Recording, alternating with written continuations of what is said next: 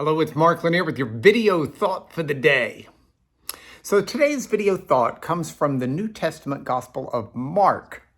Kind of like that name. In the very first chapter, there's a story about Jesus and an encounter with an interesting individual. I think it's around verse 40 and verse 41 that says that a leper came to Jesus and knelt before him, imploring Jesus, "If you will, you can make me clean." Then the passage says, moved with pity, Jesus stretched out his hand and touched him and said to him, "I will, be clean." I love this story. I mean, admittedly, most every passage I talk to you about is one that I love, but I really love this story because it's told within the framework of a time where leprosy was a dreaded disease.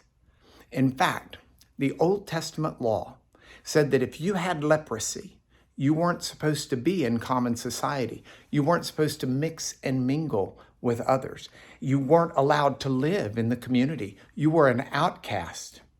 And if someone else came near you, you were to shout out, "Leprous, leprous," that you are leprous, "Unclean, unclean," so that people would give you a wide berth and not even remotely get close.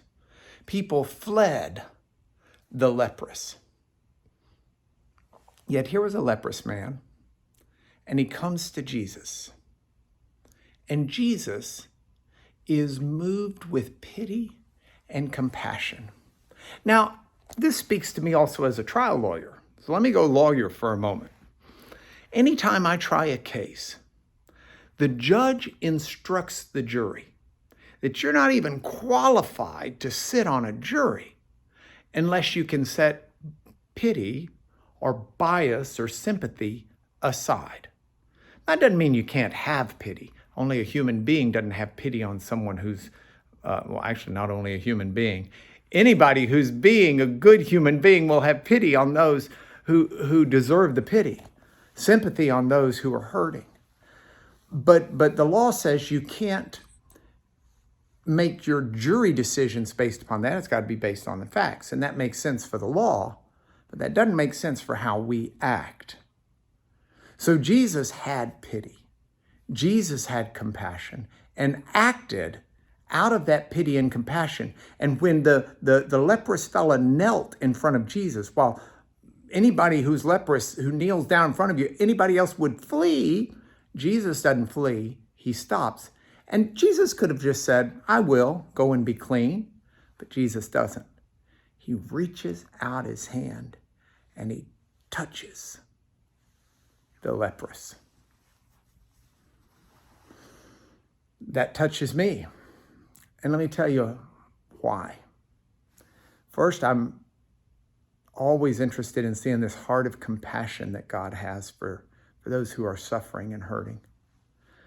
Second, I'm aware of the fact that in the Old Testament, leprosy is often used as a metaphor for sin. And I know that sin should make me an outcast to the community of God. God is a perfect being, and his community is to be perfect like he is, but none of us are. We're all a bunch of leprous people in the sense of sinful.